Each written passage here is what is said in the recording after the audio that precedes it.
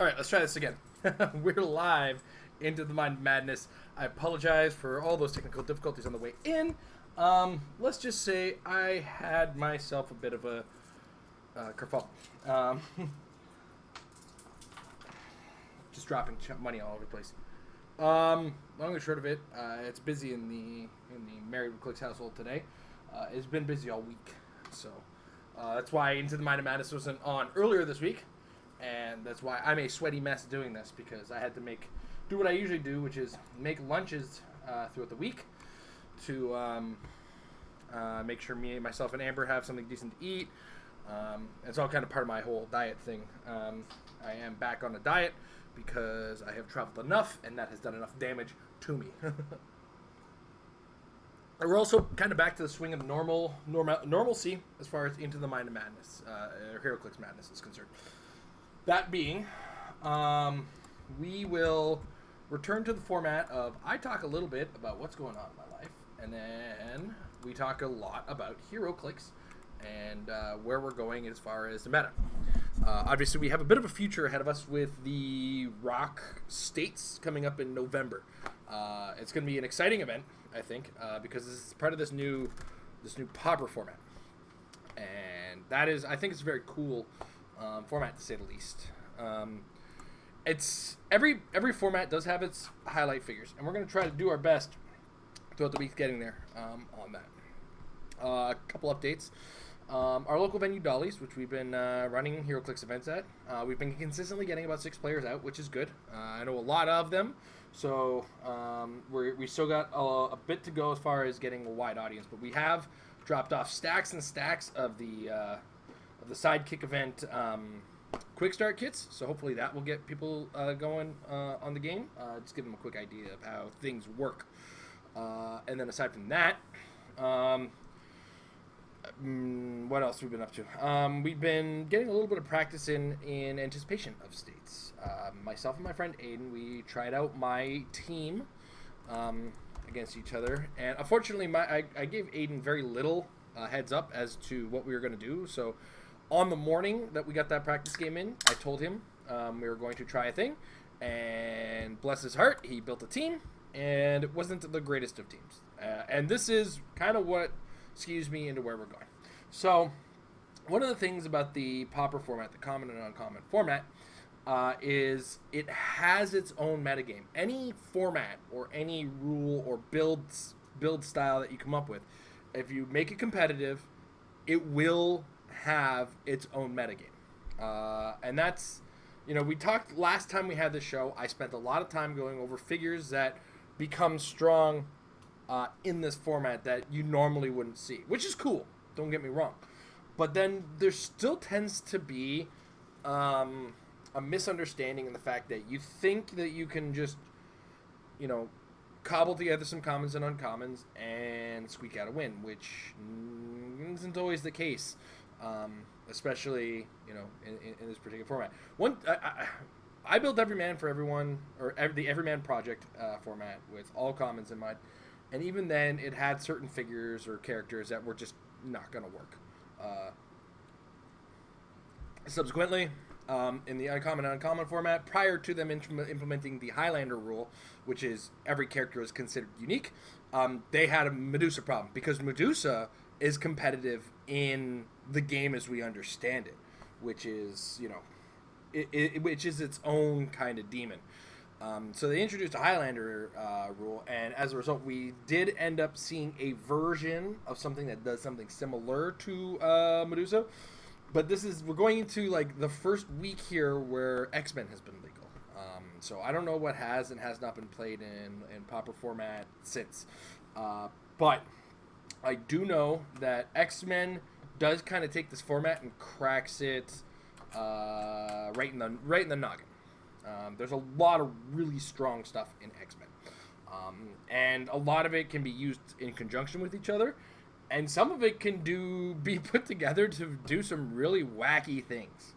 I wanted to kind of take a second to address my own team. Unfortunately, HC Rooms hasn't been updated with things.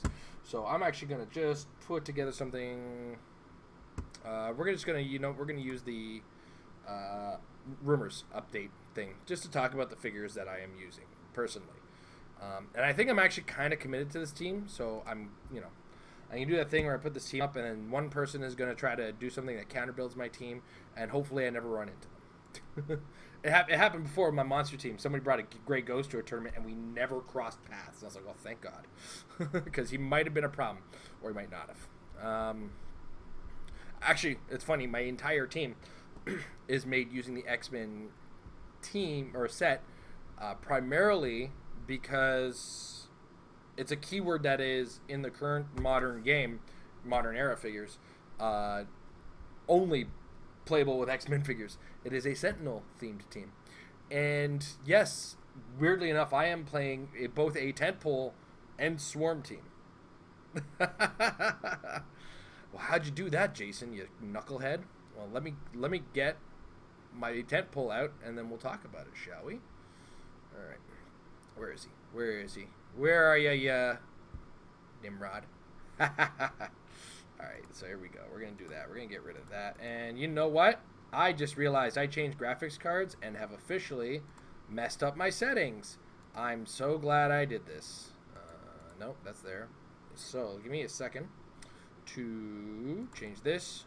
Properties, monitor 3. Okay, boom. All right, perfect. Sorry about that. Okay, so Nimrod. He's playable 275 or 175. That yellow on white is really difficult to see, so let's see if we can zoom in on that. Nope, that's Proteus. Nimrod. Okay, so 175 or 275. You guys can't see what I'm seeing, but I got a smudge on my screen. He's Sentinel Future Robot. 8 range with 2 targets. Reconfiguring weapon systems for maximum effect is his first ability, or first trait rather. Sorry, I've been playing a little bit too much Pokemon with the wife, helping her build decks. At the beginning of your turn, choose a standard power or standard attack power. Nimrod can use that power this turn. So, like Psychic Blast, Energy Explosion, Telekinesis. The sky's the limit on that one.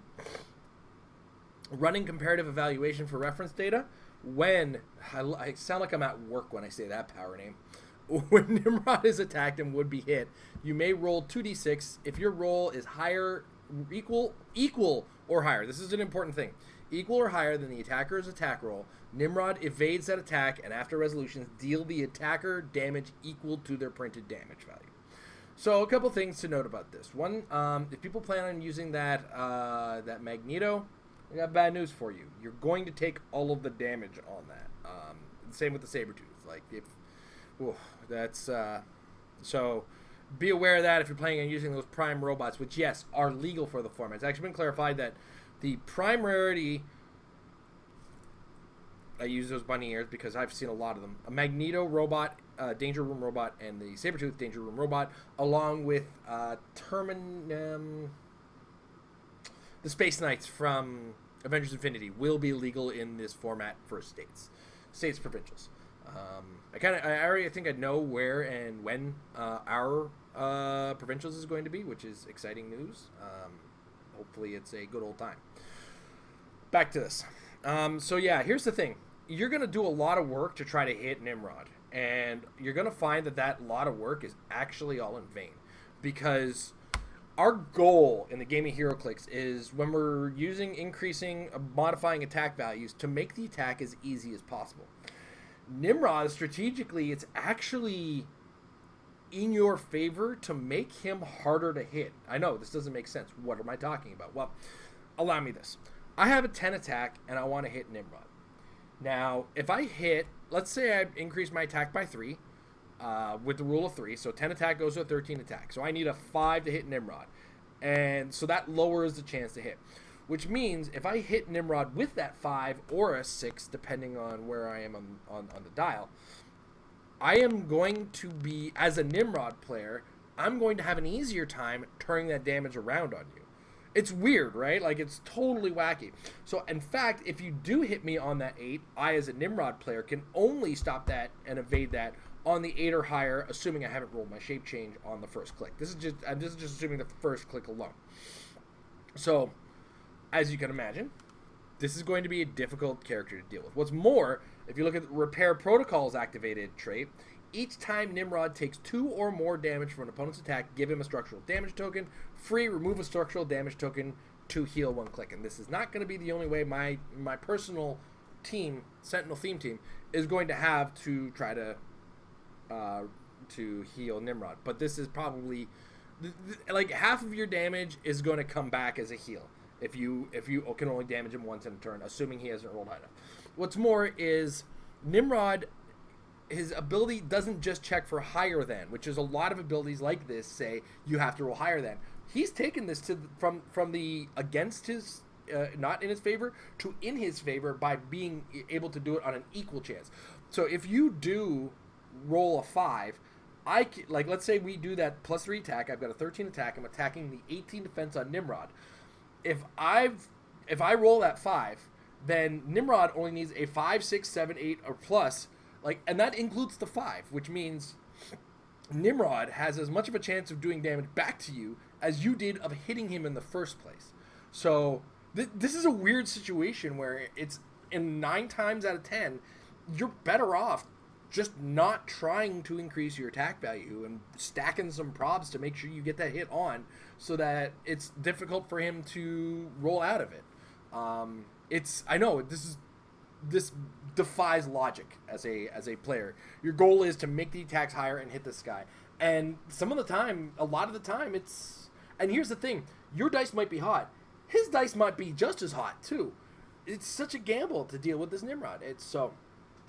This is going to be one of the most threatening tent poles in the format. I also want to point out that at 275, throwing 25 points, he's even harder. It's 3 clicks harder. I mean, it's 100 points for 3 extra clicks, don't get me wrong, but you also have to think about the stacking, healing, and stuff like that, so it can get out of hand on you pretty quick. Personally, I suggest 175 just because for 175 points you get 8 solid clicks of health with a defense that goes up after the first 3 clicks, which means it's harder for them to hit in the first place, and then he never loses that trait. Anyway, so I thought I talked about Repair Protocols activated as well, just in brief. So this is the direction I'm going. Nimrod is my temple. Now, granted, there's still time for them to fix the format and ban him and ruin my day. Who knows? If such a thing happens, I am not going to be happy just because of how excited I am to be able to play a team that I like to play. So we go back up to the normal size characters. This will be the one Colossal I play on my team. This is one of the downsides. He is a Colossal. But let's cross that bridge when we get there. The next character I added to my team is Bolivar Trask. Now, I apologize that I got stuck using the forum post, unfortunately, because we don't have the unit section yet on HC Realms. I love HC Realms, and I love the work that the volunteers are doing for them. I really hope that we can get this set up sooner rather than later. But Bolivar Trask makes up the first major piece of my team that Nimrod is trying to kind of defend or just, be Nimrod about. He's 35 points with a 4 range with the Sentinel Scientist Keeper. So, spoiler alert, my theme team is Sentinel. It is a named theme team. The first trait, or the one trait that he has, Stoking Mutant Hysteria, but I don't have the card in front of me. Actually, I have it right over here. This is the thing, sometimes typos just kind of linger in here. Yes, Stoking Mutant Hysteria. Fear-mongering. Leadership. When Bolivar Trask uses it and succeeds, instead of the normal effect, you may generate a Friend of Humanity. If he's adjacent to 3 or more Friends of Humanity, generate a Sentinel instead. We'll talk about those when we cross that bridge. When generating either, roll for their trait to determine the starting click. I believe that also means they're at their lower points. So the Friends of Humanity will be 5 points, and the Sentinel will be considered 25 points. Creator of the Sentinel Initiative. I might be wrong on that, though, because I believe there's some kind of rule where they're actually worth the most points, so I have to double-check that. So don't quote me on that, just because I think there's a rule in the rule book, or extended rules that specifically states this. Anyway, Creator of the Sentinel Initiative. Support as free, but only to target characters with either Sentinel or Robot keyword. He's Dr. Frankenstein with less attack, less likely to heal. But I'm still okay with that because he makes Friends of Humanity Sentinel. let's carry on in a second. We'll get to where Bolivar Trask is a piece of a greater puzzle that's supporting my Nimrod. Bolivar Trask is backed up by Senator Robert Kelly. 30 points, Sentinel, and politician keywords. I have come to see that mutants are not the threat I once thought them to be. Once per game, when Senator Robert Kelly is KO'd, do not remove him from the game. Instead, after resolutions, place him in the square he last occupied and click 3. He can't be healed this game. He is now friendly to your opponent's force and isn't scored again. So he might backstab you. Shame. Demagogue. Perplex, but only to target opposing characters. Now here's the unfortunate part of Senator Kelly. His Stoking Mutant Hysteria Mutant Registration Act is attached to his leadership on Dial. Leadership, when Robert Kelly uses it and succeeds, instead of the normal effect, make a friend of humanity. If he's adjacent to 3 or more friends of humanity, make Sentinel. So you see the goal here is to make friends of humanity until I can make Sentinels. There is one more way I have to make friends of humanity. This, unfortunately, is an inclusion that I wish I didn't have to make, but I'm going to make just because I need to speed up the friend of humanity creation, and it is Graydon Creed, Sabretooth's son. 45 points, 4 range, Sentinel, politician keywords, Stoking Mutant Hysteria trait, Friends of Humanity rallies. Leadership, when Graydon Creed uses it and succeeds, instead of normal effects, you may generate a Friend of Humanity. When generating them, roll to determine their starting click. See, he only makes Friends of Humanities. So ultimately, Graydon Creed's only real job is to make Friends of Humanity and make them again as best as we can. And then he's got a special damage power or special attack power, spreading the mutant virus. When a character takes damage from Graydon Creed's poison, when a said character takes damage from Graydon Creed's poison, give them a disease token. When Graydon Creed uses poison, roll a d6 on a 4 to 6 damage, deal 1 damage to each character with 1 or more of his disease tokens. When a character with a disease token is healed, remove all of their disease tokens. So you can see here, it's neat, but it's probably an effect I'm not planning on using or going to see much use out of, unless I have some wacky tricks involving Nimrod using TK to TK my opponent's characters. So this is not my favorite inclusion on the team. This is an inclusion simply for the fact that I want to speed up the entirety of bringing out my Friends of Humanity to make the numbers that Senator Robert Kelly includes. And Bolivar Trask, for that matter. And what are they making? Well, I'm also including on my force 1 Friends of Humanity. I would include the first 3, drop Graydon Creed, and put something else on my team. Unfortunately, I'm sort of stuck with this because of the Highlander use, or the use of the Highlander rule, the one of. For those of you not familiar, the idea of the Highlander rule comes from the movie There Can Be Only One. I know. Somebody rolled their eyes like, oh, seriously? I'm sure. Anyway, so Friends of Humanity, primary job, help me make my Sentinels faster and carry, because he's got the Underworld keyword or team ability. And he's got the Sentinel keyword, which means he can carry my politicians and whatnot, my leadership dudes, if things are getting dicey, to a position that's a little bit more safe.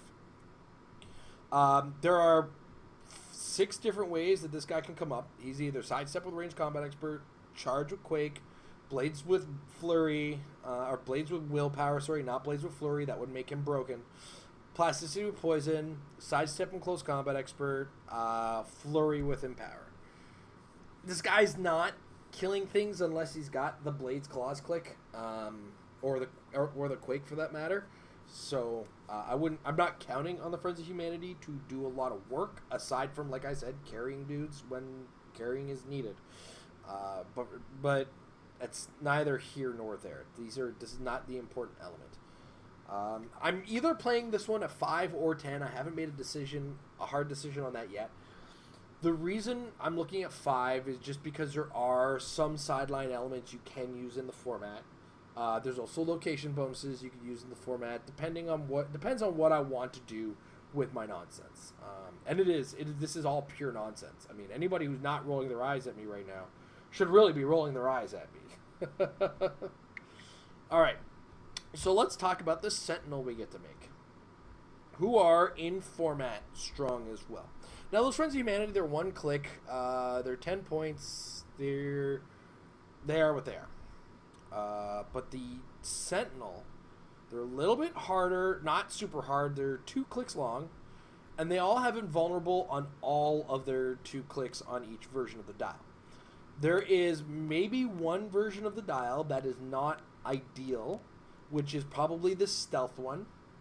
But that's a 1 in 6 chance of getting the stealth one, and even then, I'm not going to be heartbroken that all I got was knockout gas, incapacitate, or this knockout gas, which is incapacitate. When he uses his close, he can instead target all opposing characters within 3 squares in line of fire, regardless of adjacency. So, it's a big incapacitate if you do it. It is still not to ignore the fact that he's still got 10 attack with 6 range with 3 damage, like all of the clicks have. There's a lot of really strong ones. We got Charge Super Strength over here. We've got Running Shot Psychic Blast. We got this one, which is, oh no, it's Plasticity, but affects all opposing characters within 3 squares in line of fire, which is not as awesome as the Perplex he has. So, like, where the other one kind of just has stealth and that incapacitate, this one has Perplex to go over the fact that he doesn't have a move and attack like the other ones. Another one that doesn't have move and attack, oh shucks, he's just got Ranged Combat Expert with Force Blast. So if you can line up that hit, take it. And then the last one has Sidestep with Close Combat Expert, and that's a 5 square reach if you consider Sidestep and the Colossal Reach. Because yes, these things are colossal. I will, without a shadow of a doubt, be pushing these things with Colossal Stamina to do as much murdering as I possibly can. I'm probably going to lose a few of them here and there. That's a given. Like, just, they're going to die. But they're not 175 points of Nimrod, who's probably doing a lot more damage than these guys. Or they can just do the work themselves, which is kind of what I have seen so far in my one test game, with a team that wasn't necessarily ideal for competitive play. So, if I go with the 5-point Friend of Humanity, let's go look at some of our options that we have. So we go to the unit section, and I want to talk about our X-Men ID cards. So this is currently, if I go with a 10-point Friend of Humanity, 295, or if I go with something else, it is if I go with the 5.1, it's 290. That will give me 10 points to work with. Now, there's directions we can go with those 10 points if I so desire. And some of them are in a form of equipment. Not the ideal way to go. We're going to look at our friends in the X-Men set with the ID cards. Now, I know what you're thinking. But ID cards, you can only use the commons. Well, yeah, there's a couple commons. There's Sprite, who's got Kitty Pride. There's a 40-point Kitty Pride you can call in with the Sprite ID now. And yes, other identities available include Kitty Pride. I could use Artie. Stop laughing. What are you laughing about? I could use Artie. I could use Leech. I think Leech is actually really strong out with the cancels, I believe, some things. Leech, here he is. What is it? Whenever an opposing character will use an effect that allows it to choose standard powers to use, you may first choose a standard power this turn. That character can't choose that standard power. You can slow down somebody's Nimrod for a turn, or you can outwit. And if they're really close, you can outwit a second time. Don't neglect this, because this is a guy who can be called in by all of my little politicians over there. Kitty Pride gets considered because she could be called in by Graydon Creep. Where else are we going here? I love when I click on the OBS screen. It makes me look so dumb.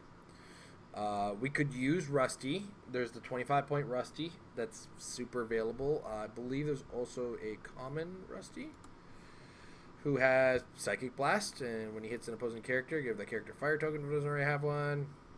Beginning of the turn, deal the turn. Okay. So that's an option. There's also the Fast Force Rusty, I believe, is the one that you can call in at 25 points, which would give all of my politicians and my Sentinels the ability to call it in.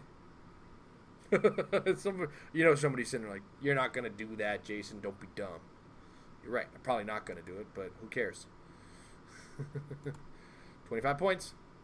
Energy Explosion, Poison, Probability Control. But it's only if you target attack roll without a 5. Alright, cool. And then extra damage if you happen to roll 5s on there. Alright. Blah, blah, blah. Let's get back to not being silly. X-Men's way down there. It's going to rotate. Just look at it like that's going to rotate. Alright. So is Rusty. Skids, if you need some, I believe Barrier is the low, or is the main set. Skids, ideally, not an ideal call-in. Yeah. I mean, 18 defense with defend to protect your politicians, why not, right? Graydon Creed could call her in.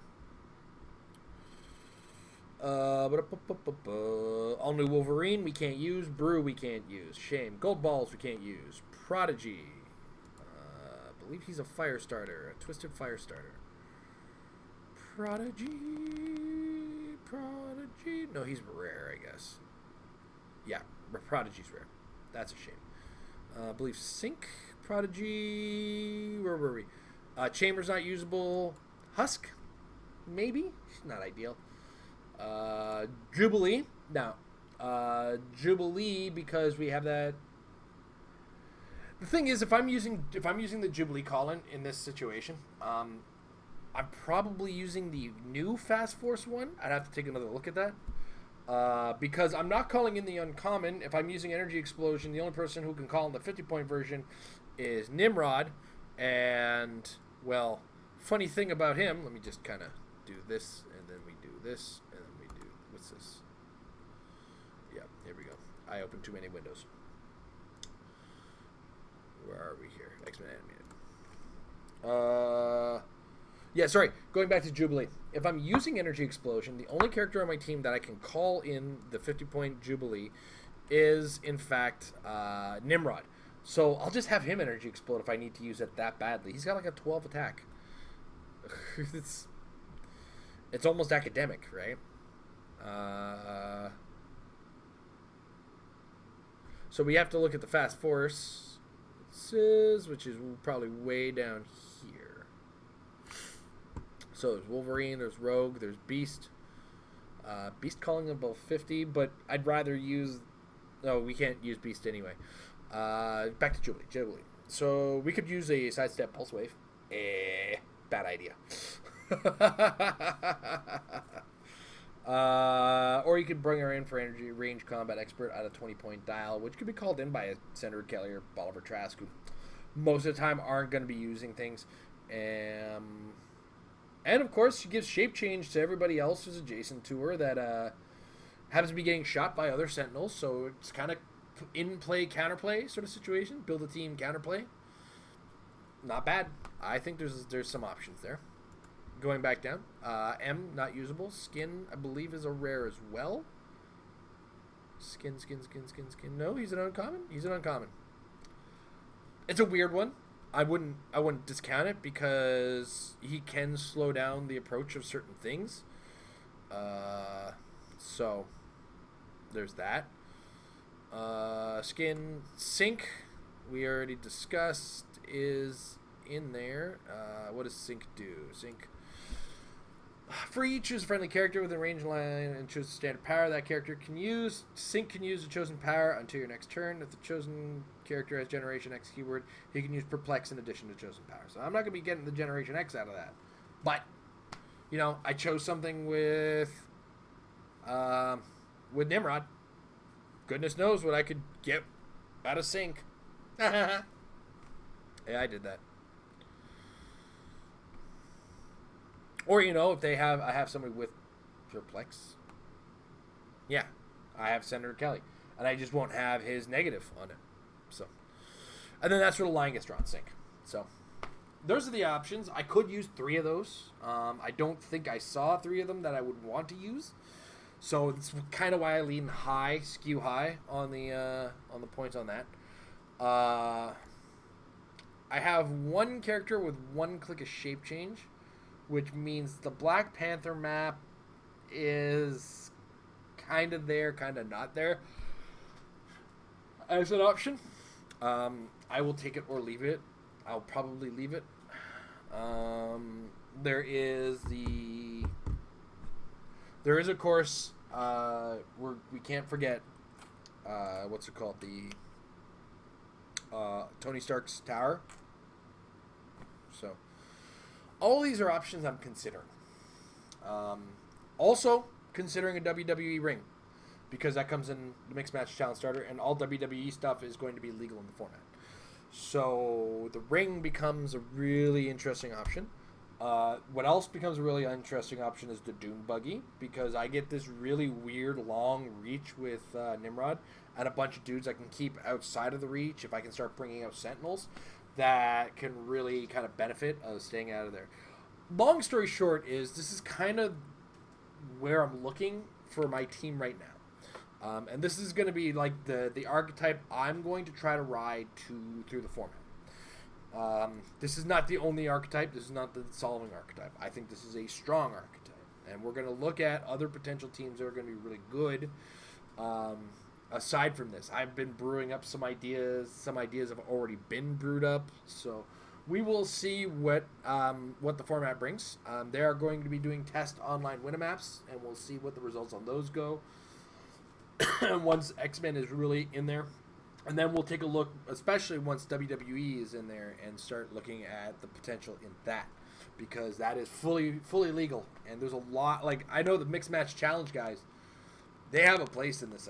I think even Finn Balor has his own place in this format as a 70-point character who's just really good, really tough. So I will not discount those as well. So this has been kind of our glance into where my wackiness is leading me. We will talk about other ones as the weeks go on. Do take a look, keep an eye on the ROC, keep an eye on your local store if they are likely to become the event to run your provincials or states, because a lot of stores are starting to get I think this is the week they're supposed to get the paperwork in, so we will find out who has what and where and when and where, when, and go from there. So, thank you guys for watching. If you're watching live, if you're watching in the archive, thank you very much for that. If you want to support us, check us out at patreon.com/Heroclix. Somehow we went from our 3,000 subscribers back down to 2,990. So I apologize to anybody who's offended by the fact that we got excited for 3,000 subscribers. Let's get ourselves back up there. So, subscribe, comment. What are you looking at for Pauper? And maybe we'll discuss it on a later episode. And let's get excited for the states coming up and go from there. I also am considering an event in Chicago in December. I believe it is a ROC qualifier. As if I do that, I will highlight the episode as not a ROC States prep. Well, I mean, this is going to be after ROC States. So I might intermix some of my thought processes on teams for that coming up. We will see where I stand on that. Because there's a lot of fun stuff I'm thinking of for full-blown meta without the comments on comments. In the meantime, guys, thanks for watching, and thank you for stepping with me into the mind of madness. Have a good night.